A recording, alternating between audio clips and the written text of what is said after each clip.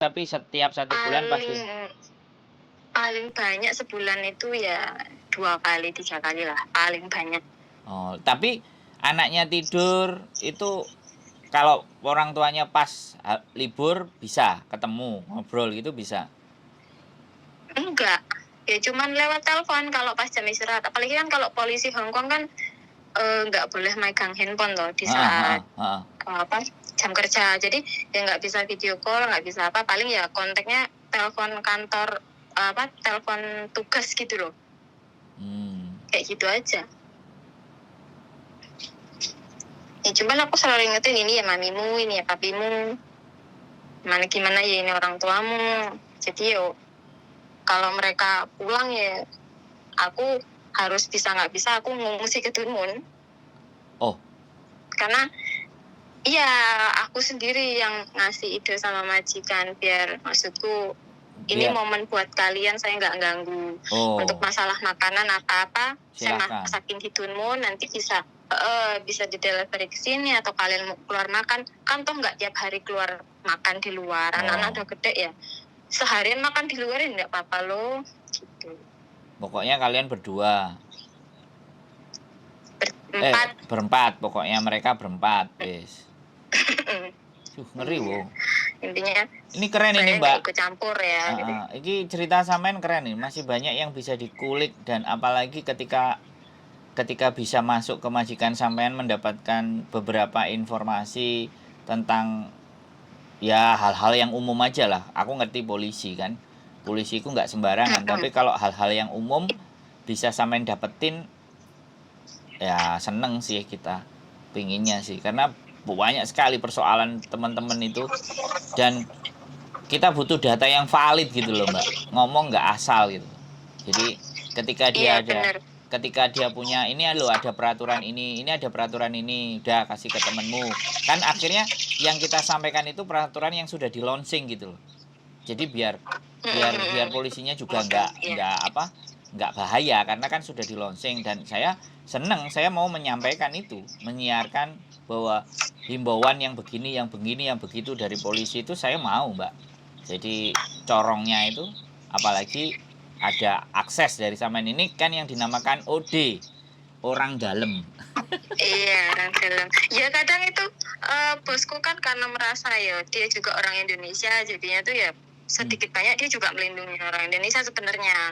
Cuman kadang mbak-mbaknya yang di jalan-jalan itu suka bandel, jadi ya mau nggak mau karena dia ikut peraturan Hong Kong ya bertindak gitu. Kadang saya juga sharing di Facebook gitu atau di Instagram gitu kan, maksudnya ada himbauan Mbak kalau hari ini tuh nggak boleh sembarangan di tempat ini. Cuman kadang melelong. Iya, ya enggak gitu. Ya aku mau dikasih info yang ya bagaimana penanganan OS, sistemnya orang OS kalau di dalam mereka ada misalnya protap ya, prosedur tetap atau prosedurnya orang-orang overstay itu bagaimana, kronologisnya. Kalau seandainya nggak usah dia yang cerita, dikasih linknya aja, ini coba buka link ini, semua udah serba ditulis di situ, lengkap aja, aku berani Mbak. Iya. Kalau sampean semisal ya punya data, ya boleh, aku sangat berharap sampean bisa bantu untuk mendapatkan informasi yang benar-benar valid gitu loh. Ya sebenarnya saya gitu, saya udah ngomong sama Miss Yuni, kalau uang kita udah cukup di YouTube ini, kita hire pengacara. Jadi kalau anak-anak ada yang kasus, pengacara kita tampil gitu. Aku udah juga standby gitu ya. Udah sampai berpikir seperti itu. Kita pendekatan, terus kalau di kantor polisi ada keluarganya yang bilang hilang atau apa, nggak ketemu, kita punya akses gitu loh. Kalau aksesnya memang prosedurnya sebenarnya itu kalau kata majikan saya itu, kalau dia bilang ada keluarga menghilang atau nggak ada kabar atau apa, itu sebenarnya kemungkinan besar mungkin orangnya lagi di jalan atau kena kasus, ketangkap polisi, itu kan otomatis semuanya langsung ditelanjangin tanpa ibaratnya apapun. Kadang kalau orang di dalam itu kan biasa dikasih kesempatan kirim surat atau apa, Yes, dianya yes, sendiri yes. yang nggak mau kirim surat, kadang dianya sendiri yang tidak mau menghubungin siapapun sampai dia benar-benar kasusnya selesai, keluar ya wis keluar, bisa pulang sendiri, entah dia mau pulang kerja di mana, kan yang penting nggak di Hong Kong. Itu ada katanya, benar-benar apa ya, miris, mungkin dia orang udah sakit hati sama keluarganya atau apa, kata majikanku kayak gitu. Cuman Ya intinya nasehatin orang kayak Heeh. gitu Heeh. enggak Terus? bisa, karena namanya hati kalau udah ditutup ya susah kalau bukan diri sendiri yang buka. Iya. Jadi artinya kesempatan untuk menghubungi nomor yang mau kamu hubungi siapa, terus siapa yang kamu mau kirimin surat siapa, itu semuanya ada kesempatan untuk diinformasikan keberadaannya dia ya. Ada sebenarnya, ada. Ya, protapnya. Makanya yang saya sampaikan kemarin kan ke emasnya kan yang seperti itu toh. Itu yang artinya memang ya kata majikanku ya itu membantu sebenarnya kalau mau di-share ke banyak orang, karena buat orang yang hilang, kayak dibilang hilang, dibilang wis gak anak kabar atau gimana, itu sebenarnya kan kebanyakan kasusnya di dalam. Aku nanya, emang orang Indonesia banyak ya? Kok banyak? Kamu mau nanya ratusan apa ribuan? Ribuan katanya bos. Hah? Ribuan ya? Iya. Mantep. Iya, orang aku bilang, emangnya banyak ya katanya. Ya kamu mau nanya ratusan, ribuan jawabannya. Kasusnya itu nggak hanya 1, 2, 3. Makanya orang kadang yang dari Indonesia juga kalau udah nggak ada nggak nanyain kabar, udah diem. Paling cuma 1, 2 yang nanyain kabar.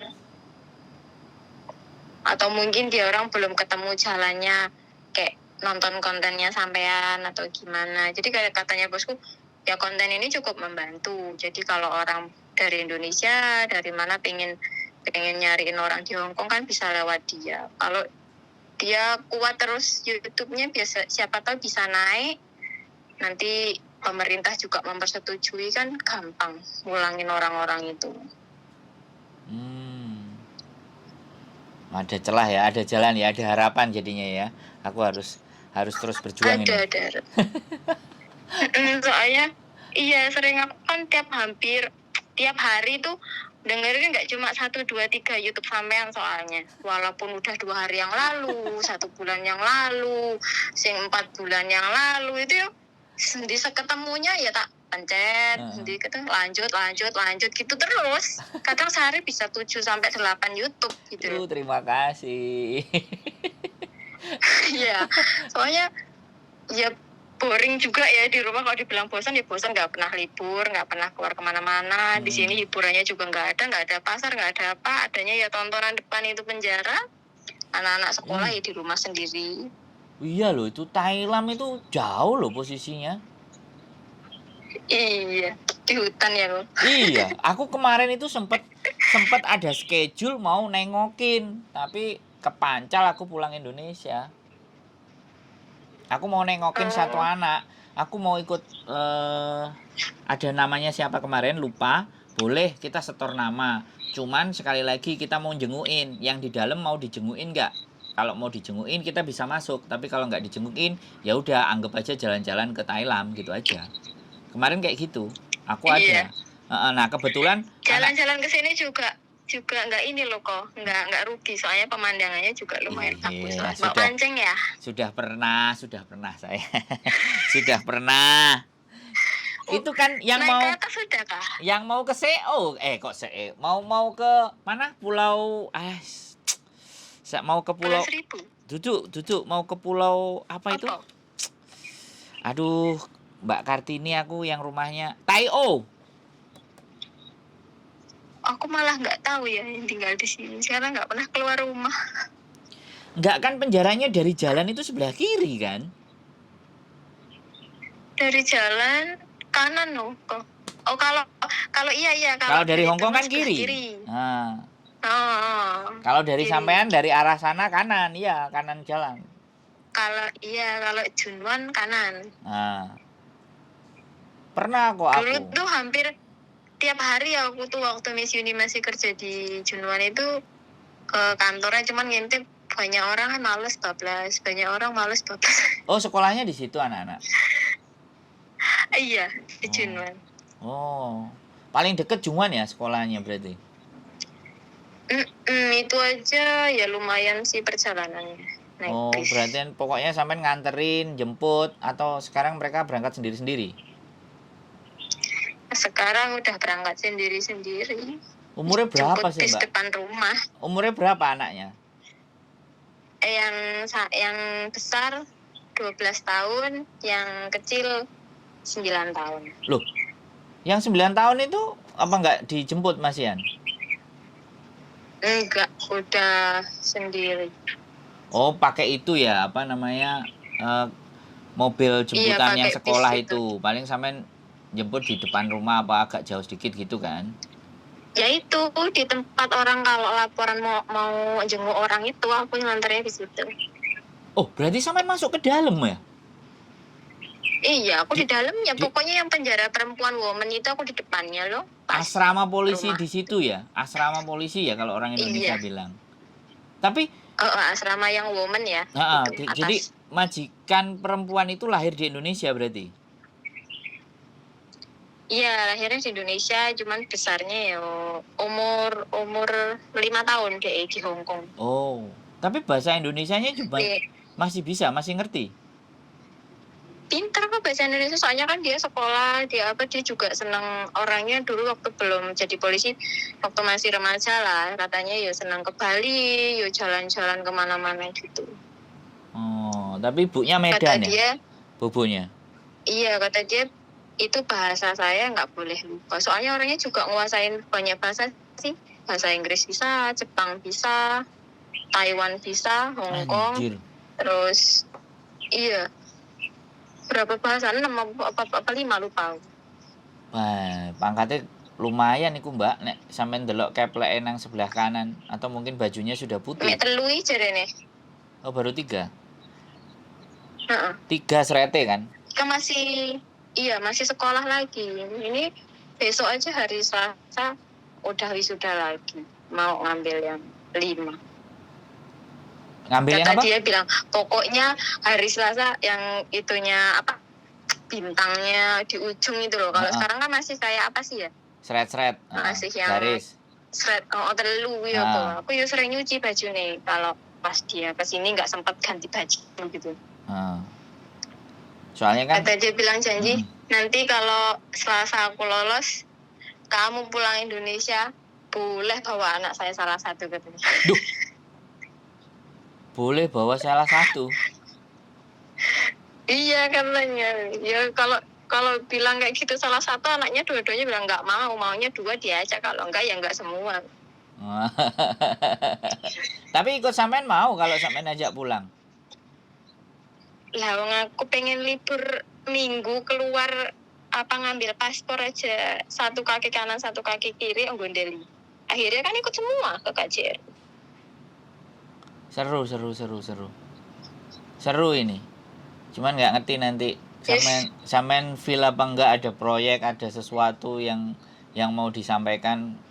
Aku kok berpikir bahwa ini adalah celah gitu. Ini ada ternyata ada jalan gitu loh. Ada polisi juga gitu. Polisi bisa bahasa Indonesia juga. Aku cuman berpikir di situ. Dulu aku berpikir ya pokoknya aku jalan aja, nanti jalannya akan ketemu sendiri. Ada kok katanya bosku, banyak kok polisi yang sudah menguasai bahasa Indonesia walaupun orang Hong Kong asli. Ya maksud saya begini loh Mbak, untuk sekali lagi ya, kita itu posturnya apa sih ya? Saya ini posturnya apa untuk bisa mengajak berbicara dengan mereka itu kan nggak mungkin kan? Aku berharapnya nggak mungkin. Tapi aku selalu percaya dengan kekuatan orang dalam gitu loh. Optimis kok. Gini loh kok. Intinya bosku tuh sempat juga gini. Kenapa sih mbak-mbak Indonesia atau intinya orang Indonesia lah, Filipina lah, apalah. Kenapa di saat melihat kita yang memakai baju seperti ini kok pada minggir, takut atau apa? Kenapa? Kalau intinya mau bertanya apa atau apa, sebenarnya semuanya ramah-ramah. Iya. Justru banyak dibantunya sebenarnya. Iya, makanya aku mau podcast kalau mau gitu loh. Jadi kan keren loh. Bosku aja bilang, Bilang gimana? kamu bisa telepon, bilang gini ya, di Hong Kong tidak ada job cowok. Tidak, karena dari pemerintah itu untuk Hong Kong ini laki-lakinya kan memang diharuskan benar-benar bekerja keras toh. Jadi nggak bisa, kecuali dia mungkin dibawa sama istrinya. Itu pun jobnya juga job ART. Karena bosku kayak gitu. Cuman nggak tahu sih kalau iya apa enggak, tapi bosku bilangnya seperti itu. Ya karena aku sadar sendiri juga kalau kita ngajak ngobrol polisi pun juga sebatas kalau tugas, ya pertanyaan yang penting-penting. Kalau dibahas sampai konten kayak gini kan ya tahu sendiri, saya sangat memahami orang Hong Kong itu nggak segampang itu menginformasikan sesuatu, kecuali memang ada surat perintah dari atasan dan boleh. Lah untuk masuk ke prosedur yang seperti itu ya sampean tahu lah, kita YouTuber cuma gitu. Prosesnya tapi panjang ya. Cuman yang diinformasikan itu sesuatu sebenarnya yang sebenarnya kita itu bisa membantu pekerjaan mereka, tapi kembali lagi harus ACC pimpinan mereka dulu kan. Harus sesuai dengan programnya mereka, baru kita akan diajak gitu loh. Tapi kalau nggak sesuai dengan programnya mereka dan kita ngomong sendiri main comot, ya bisa-bisa dikeplak karo komendane mereka kan. Jadi sangat memahami tentang alur sekali lagi alur instruksi itu seperti apa. Tapi ketika ada orang dalam, nah majikanku polisi udah begitu aja, itu sudah valid lah menurut saya apa yang disampaikan.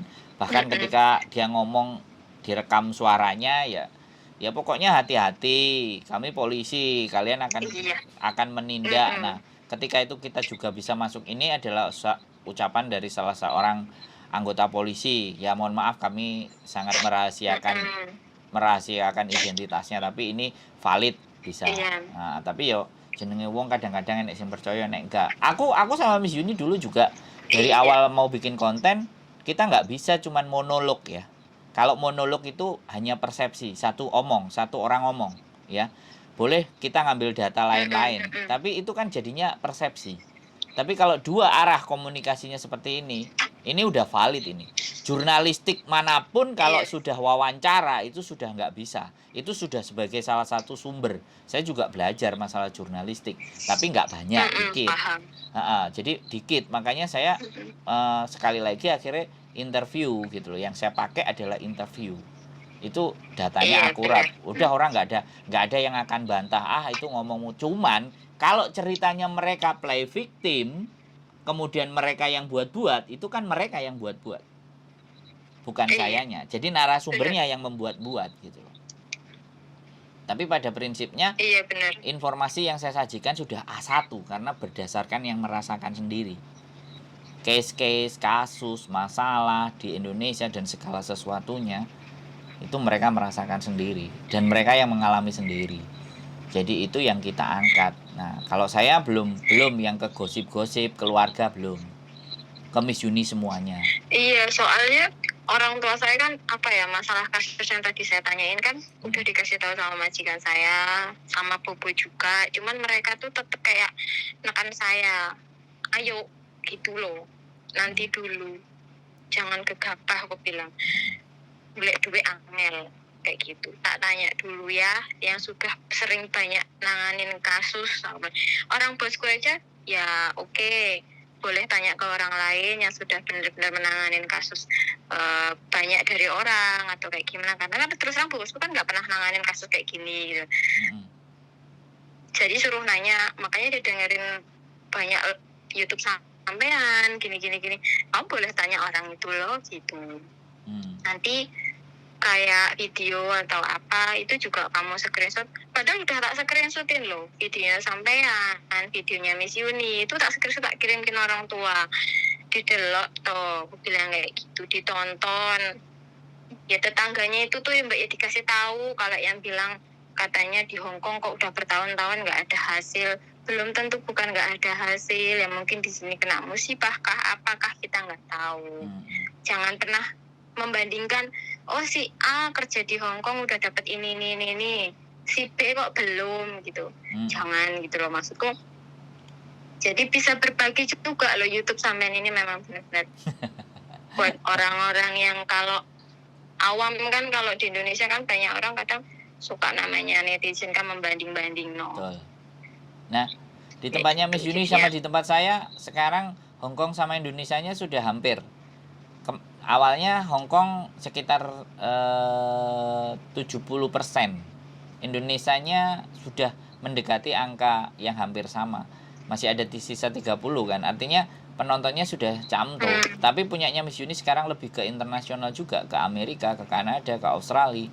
Tapi basic memang paling gede adalah Indonesia dan Hong Kong. Nanti kalau orang-orang Indonesia sudah mulai ngelihat semuanya, mulai nonton semuanya, kita ada proyeksi kok. Kita memang ke depan akan terus. Ini akan kita bikin, dan sebenarnya kita juga ingin bikin tim lagi, nambah lagi, orang lagi yang notabene-nya sudah cukup mumpuni. Ya, nanti kenapa? Coba lah kalau pas bosku di rumah udah selesai ujian, aku tak coba ngomong. Maksudnya gimananya keinginannya sampean sama Miss Yuni itu membantu banyak orang Indonesia itu gimana, atau ada bantuan lagi dari orang dalam untuk yang kena kasus atau kayak gimana, mau nggak dia untuk komunikasi atau telepon. Mungkin kalau untuk komunikasi di YouTube pertimbangannya ini ya mungkin. Cuman kalau untuk komunikasi sampean pas kunjung ke sini, wah ya nggak apa-apa. Dia orangnya ini kok apa, dulu juga ada kok orang yang berkunjung ke sini, tapi bukan orang Indo sih, orang yang hitam itu orang apa ya? Negro, Afrika. Tahu sih ngomongnya tuh ya bahasa Inggris gitu, cuman orangnya hitam ke sini, katanya Afrika. Dia juga kenal di depan, dia tuh ada orang yang masuk di sini, cuman kasusnya nggak tahu gini cara-caranya, ya dibantu sama dia. Iya, ya karena jadi sebenarnya untuk membantu orang-orang tuh welcome sebenarnya. Iya, sebenarnya ya, cuman ya sekali lagi Pak Bin apa video itu sangat restriktif. Nah, ya kami sadar. Kalau orang Hong Kong tahu sendirilah. Iya, saya sangat menyadari itu. Makanya di Miss Yuni saya bilang tolong disampaikan bahwa ini akan saya naikkan, jangan sebut siapapun identitas bagaimana. Jadi itu memang kode etik lah dalam sebuah menyampaikan informasi yang itu entah nanti negatif atau positif, itu wajib kita sampaikan. Jadi ya luar biasa sih sebenarnya, banyak hal yang bisa justru saya dapat dan nggak tahu. Kalau memang nanti boleh, saya sekali lagi berharap ya, kalau boleh bisa dikabari, saya standby, saya setiap hari selalu ada di rumah. Saya justru jadi customer service-nya teman-teman, yang menjadi pembantunya teman-teman lah, babune arek-arek dalam menyelesaikan persoalan yang bisa. Yang sekali lagi saya punya kapasitas yang nggak semuanya saya juga bisa dan tahu, tapi setidaknya mereka punya pandangan dan gambaran harus kemana, harus seperti apa, harus bagaimana. Banyak mulai dari nikah, OS, paper nikah bagaimana, terus piutang semua. Cuman ya itu tadi, kalau masalah hutang piutang kan memang pribadinya masing-masing sebenarnya kuncinya, bukan di orang lain. Tapi kalau sudah rentenir, ya sekali lagi sistem perbankan kan ya memang berbunga-bunga-bunga. Tapi kalau di dalam jalur hukumnya tidak ada, rentenir itu tidak ada legalitasnya, mau disikat sebenarnya juga bisa.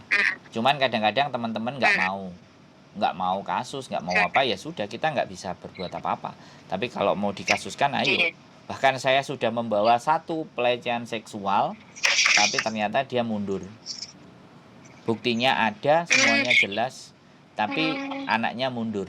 Makanya, iya, itu gimana sih mbak ini kalau mbok yo lek cinta-cintaan tuh ya sing normal aja gitu. Itu kalau perasaan kita nggak bisa ngomong, Mbak. Perasaan sama hati itu kita nggak bisa. Sendiri belum pernah. Nah, sampean sendiri aja trauma sama kan? Tahu. sampean aja trauma. Mungkin ada yang mau deketin aja sampean alah kayak gitu. Coba nanti kalau kayak Tiara Andini sama Alsat kan repot juga ya. Nggak tahu sampean nonton gosip apa enggak Indonesia.